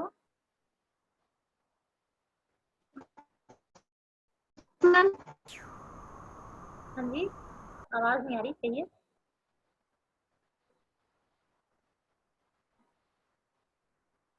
मैम लोन से रिलेटेड लिस्ट के बारे में पढ़े हैं।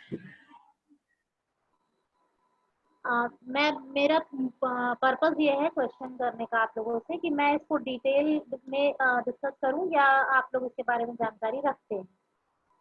मैम डिटेल में करिए। मैम बताइए। ठीक है, तो अभी तो फिलहाल आपको मैं केवल डिटेल हम नेक्स्ट सेशन में कर लेंगे, तो उसमें मैं आपको पूरा का पूरा risk and different types of risk with examples हम उसमें डिटेल में पढ़ लेंगे। आज हम इसको शॉर्ट में कर लेते हैं और फिर मैं सौरभ सर से बात कर लूंगी और हम उसको नेक्स्ट सेशन में डील करेंगे। तो अभी जिन्होंने कहा कि उन्हें थोड़ा बहुत आइडिया है, हम उनके साथ मिलके एक डिस्कशन जैसा करते हैं। यहाँ पर मैंने कुछ ही टाइप्स ऑफ रिस्क जो इम्पोर्टेंट हैं उन्हें मैंने मेंशन किया था, तो इनके बारे में हम थोड़ा सा यहाँ पर जान लेते हैं। सबसे पहला हमारा है मार्केट रिस्क। ठीक है, तो आप लोग जैसा कल हम बोल रहे थे ना कि कुछ नए टर्म्स अगर सामने आ जाए तो आप उन्हें कैसे करोगे? तो थोड़ा देखिए कौन कैसे डिस्क्राइब करता है। What do you mean by market risk? Ma'am जैसे पेंडेमिक आ गया कोरोना वायरस, जिसके कारण बहुत सारे मार्केट क्रैश कर गए, तो वो भी रिस्क के अंदर आ गया। Yes, very good. तो वो मार्केट रिस्क होता है। Very good. और कोई?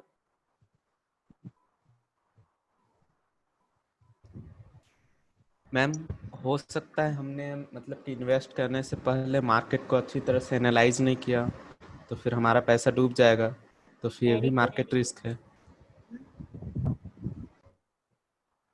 मार्केट रिस्क का मतलब होता है जो कि पूरे के पूरे मार्केट को बराबर तरीके से इफेक्ट करे, है ना। जैसा हमने अभी पढ़ा कि मार्केट का मतलब हो रहा है the entire market, entire investment arena.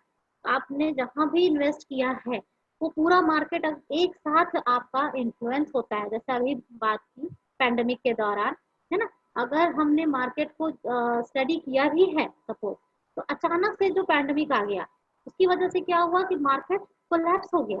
तो this is the market risk. Market risk का मतलब जो पूरे के पूरे इन्वेस्टर्स को एक समान से वो इन्फ्लुएंस करता है। Next we come to reinvestment risk. ये क्या है? री इन्वेस्टमेंट।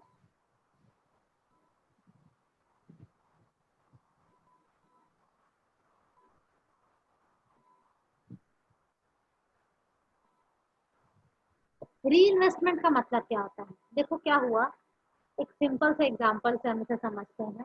मैंने 1000 रुपए इन्वेस्ट किया, ठीक। 1000 रुपए इन्वेस्ट किया और मुझे उसके बदले में आके मिला 1800 रुपीज। अब उस 1800 में से मैंने क्या किया, 800 को रख लिया और 1000 को फिर से इन्वेस्ट कर दिया। और मैंने क्या सोचा कि अब जब मैंने इसको फिर से इन्वेस्ट किया है तो ये मुझे फिर से अच्छे रिटर्न्स लाके देगा। बट जरूरी नहीं है कि री इन्वेस्ट करने पर आपको सिमिलर रिटर्न्स आए। तो देयर इज अ रिस्क। री इन्वेस्ट करने पर भी आपको सिमिलर रिटर्न्स आएंगे या उससे हायर रिटर्न्स आएंगे, ये कोई रिस्क दैट मींस ये कोई फिक्स नहीं है। तो देयर इज अ प्रोबेबिलिटी कि री इन्वेस्टमेंट में आपका रिस्क आ सकता है।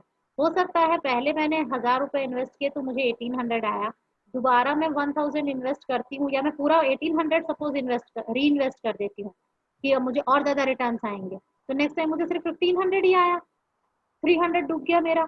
तो that is reinvestment risk. Next we come to interest rate risk. Interest rate का मतलब हो रहा है जैसे अभी जो होता है, देखो आप जो फिक्स्ड इंटरेस्ट सिक्योरिटीज होती हैं, फिक्स्ड इंटरेस्ट सिक्योरिटीज मतलब जिसमें 7% अगर बोल दिया है तो चाहे मार्केट ऊपर जाए चाहे मार्केट नीचे जाए वो 7% का 7% ही रहेगा, वहां तो चलो कोई खतरा नहीं। लेकिन कई बार ऐसा होता है कि जो इंटरेस्ट रेट रहता है वो भी फ्लक्चुएटिंग होता है। आप लोग को पता है जब हम इंटरेस्ट कैलकुलेट करते हैं दो तरीके का रहता है, एक फिक्स्ड इंटरेस्ट होता है, फ्लक्चुएटिंग इंटरेस्ट होता है ना। जानकारी है आप लोग को इसके बारे में?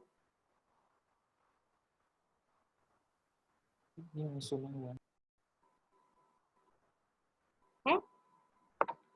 चलो अगर नहीं है तो आप लोग इस बात को जान लीजिए कि हमारे जो इंटरेस्ट रेट है वो दो तरीके से कैलकुलेट होते हैं, एक फिक्स्ड इंटरेस्ट होता है और एक फ्लक्चुएटिंग इंटरेस्ट होता है।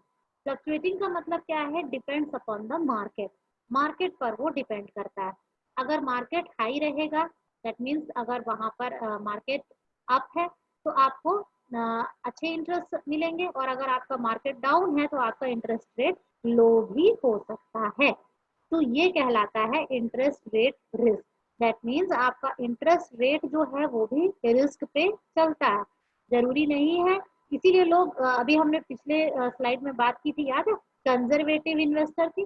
कंजर्वेटिव इन्वेस्टर कौन है? जो फिक्स्ड इंटरेस्ट बियरिंग सिक्योरिटीज में डालते हैं पैसे। फिक्स्ड इंटरेस्ट मतलब चाहे 4% ही मिले लेकिन लगातार 4% ही मिलेगा। अगर मैंने 5 साल के लिए इन्वेस्ट किया है तो पूरे 5 साल मुझे 4% ही मिलता रहेगा। लेकिन इंटरेस्ट जो फ्लक्चुएटिंग होता है उसमें क्या है, 4% भी मिल सकता है, 8% भी मिल सकता है, 2% भी मिल सकता है। तो that is your interest rate risk. Next comes your purchasing power risk. इसको कौन बता सकेगा? परचेजिंग पावर रिस्क रिस्क को छोड़ो, पहले बताओ व्हाट इज परचेजिंग पावर।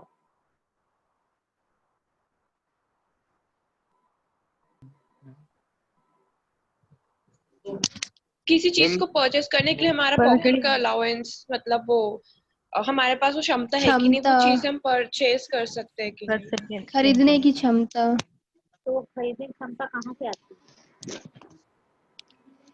जितना पैसा होगा हमारे पास हमारे इनकम से। बस सिर्फ इनकम से।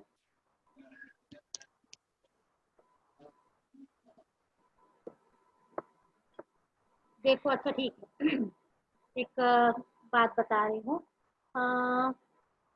100 रुपए में, अभी 1 महीने की बात बता रही हूँ ना, पिछले महीने 100 रुपए में मैंने सपोज 3 किलो टमाटर खरीदे, और 1 महीने बाद उसी 100 रुपए में उसने मुझे सिर्फ 1.5 किलो टमाटर दिया, तो मेरे पास तो वही 100 रुपए थे ना, तो क्यों नहीं खरीदा? उसी 100 रुपए ने पहले 3 किलो खरीदे, फिर उसी 100 रुपए ने 1.5 किलो क्यों खरीदे?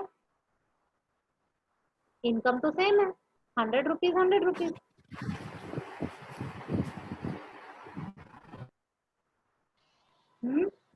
टमाटर के रेट बढ़ गए मैम। पर आप लोगों ने तो मुझे क्या कहा कि हम मेरे पैसे की खरीदने की, मैंने अपने पैसे से जो खरीदा है ना, ऐसा क्या, ऐसी कुछ कहा ना आप लोगों ने कि मेरे पास जितनी इनकम है, तो मेरी इनकम तो सेम है, तो मेरा जो मैंने अक्वायर किया वो भी तो सेम होना चाहिए ना। परचेजिंग पावर का मतलब देखो, परचेजिंग पावर का मतलब मेरा पावर नहीं, पैसे का power, the power of the currency, है ना। जब हम परचेजिंग पावर की बात करते हैं तो ये पावर किसके पास होना चाहिए है? पर्सन के पास नहीं, परचेजिंग पावर ऑफ मनी होता है, मनी की परचेजिंग कैपेसिटी, समझ रहे हो? मनी की परचेजिंग कैपेसिटी कहाँ आती है? It depends upon the market. Market में जो प्राइस लेवल है वो मनी की परचेजिंग पावर को डिटरमाइन करता है। देख लीजिए किसी ने अनम्यूट किया है क्या अपने को? आप लोग बोलने के समय अनम्यूट किया करिए और उसके बाद फिर से म्यूट कर लिया करिए।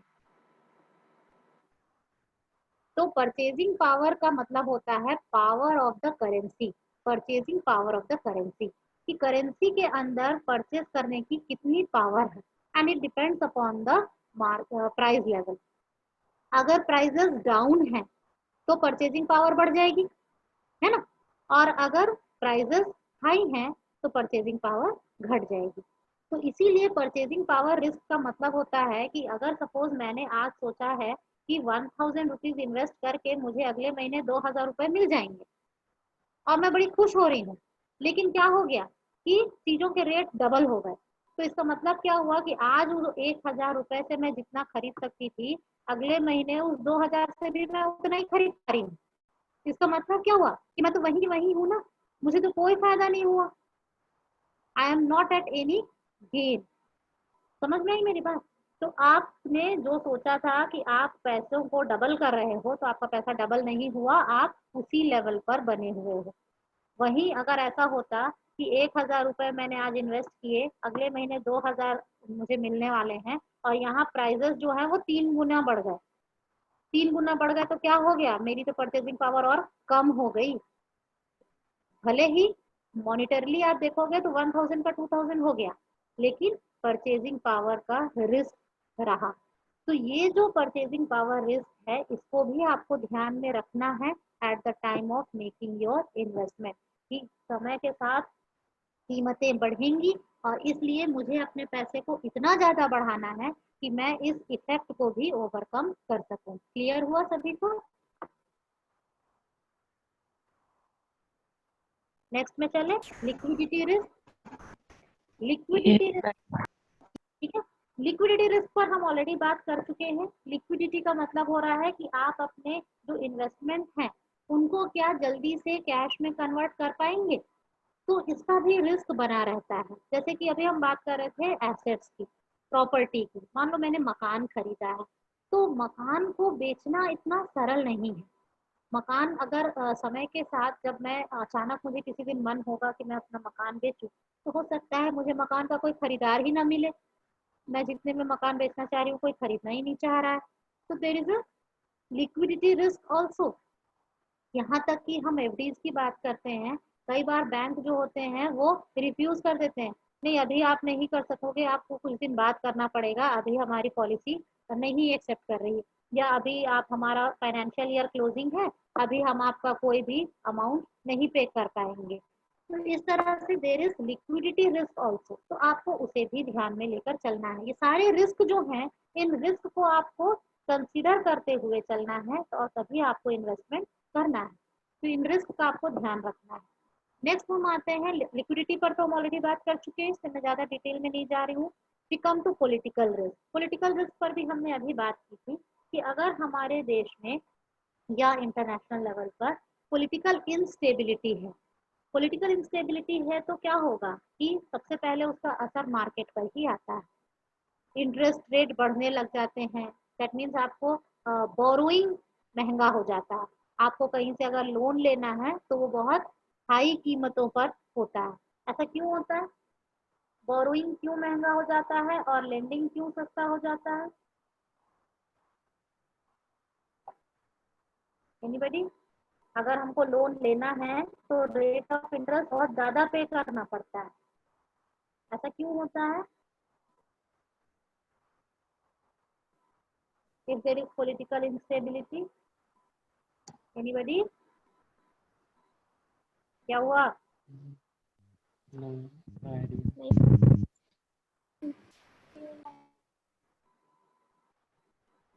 चलो मैं बता रही हूँ।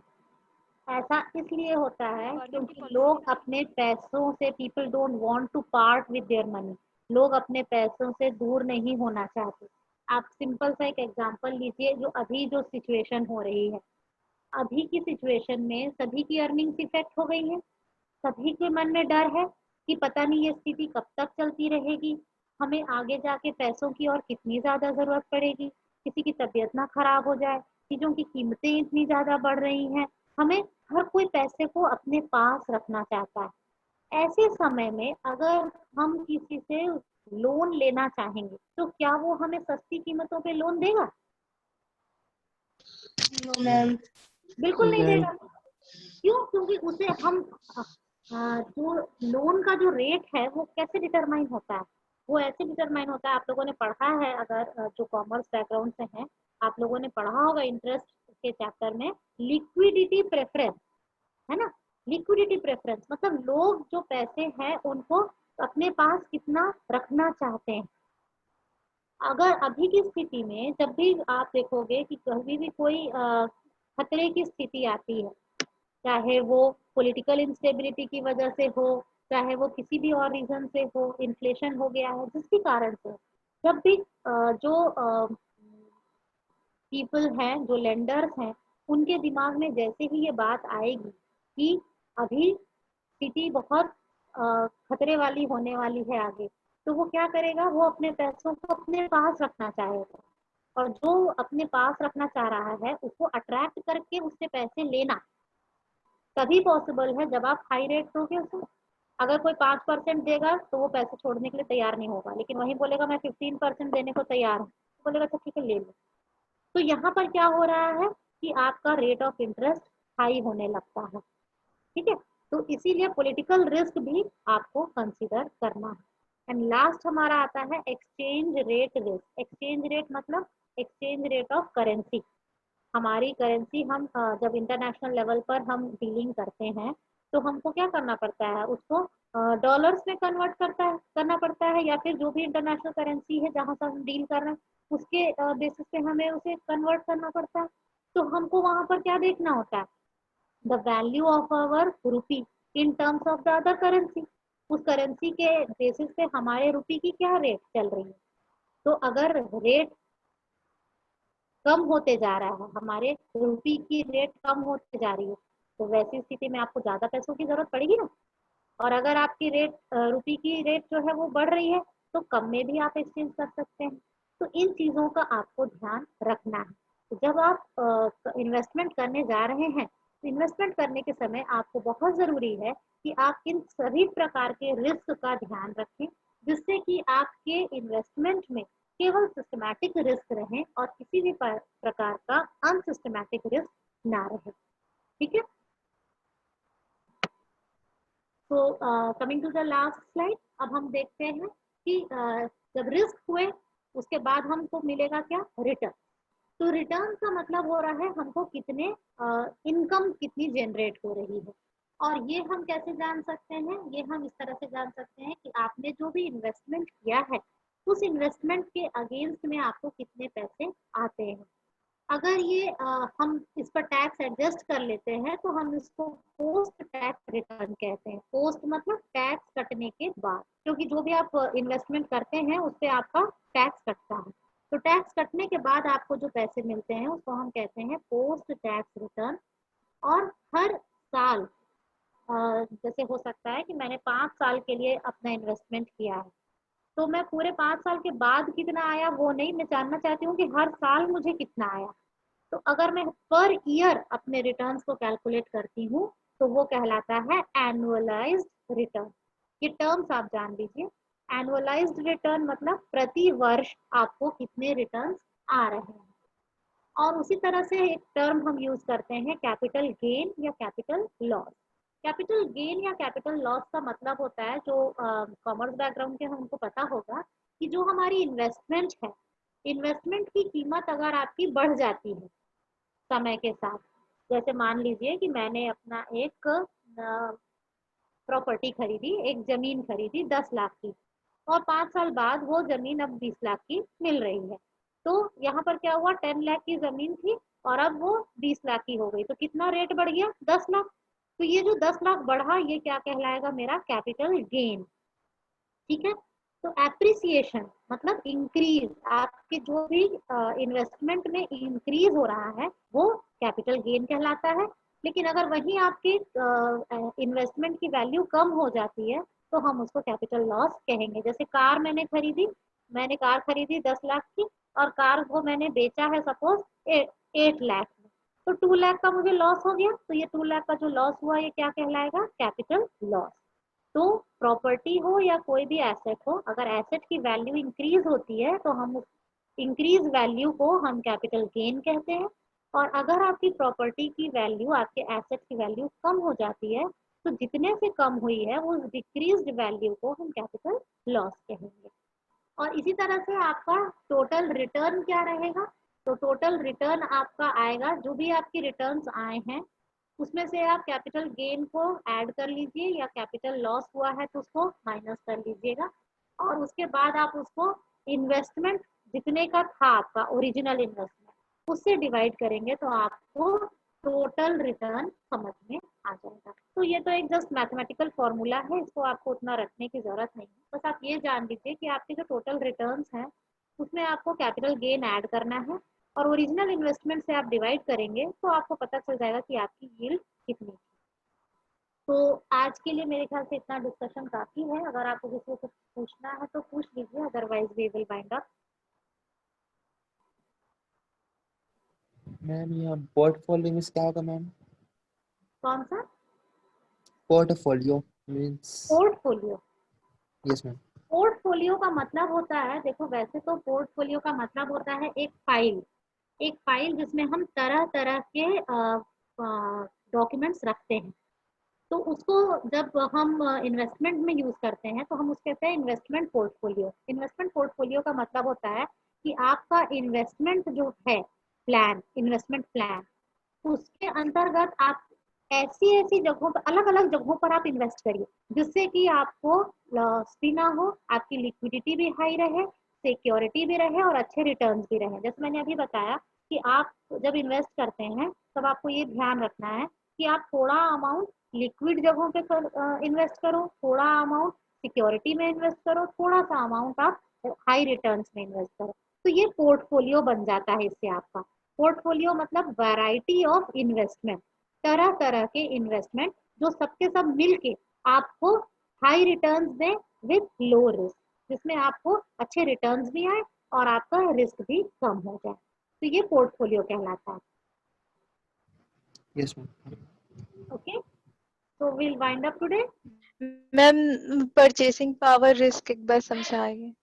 परचेजिंग पावर तो मैंने आपको बताया कि जब हमने पूछा अभी परचेजिंग पावर क्या है, तो आप लोगों ने purchasing power of an individual की बात की कि किसी एक इंडिविजुअल की परचेजिंग कैपेसिटी, सपोज मेरे पास 10,000 रुपए हैं और आपके पास 20,000 रुपए हैं, तो आपकी परचेजिंग पावर ज्यादा है मुझसे, ये बात हुई। लेकिन हम कह रहे हैं कि वहां पर परचेजिंग पावर से हम मीन करते हैं purchasing power of the currency. Currency की परचेजिंग पावर क्या है? सपोज अब देखो एक सिंपल एग्जांपल, आप 10,000 रुपए लेके मैं सपोज रह रही हूँ बिलासपुर में और मेरी इनकम है 10,000, आप बॉम्बे में रह रहे हो और आपकी इनकम है 15,000, ठीक? दोनों में से कौन है जो ज्यादा ऐश की जिंदगी जी रहा होगा? आई थिंक 10,000 वाला में। कौन? 10,000 वाला। बिलासपुर वाला। क्यों? जी। क्योंकि इनकम है ना, वो तो 10,000 पा रहा है और आप तो 15,000 पा रहे हो, बढ़िया बॉम्बे में रह रहे हो। क्यों? बॉम्बे में ज्यादा महंगाई ज्यादा रहती है, महंगा है। खर्च है वहां पर, खर्च ज्यादा, दैट मीन्स वहां पर जो स्टैंडर्ड ऑफ लिविंग है वो हाई है।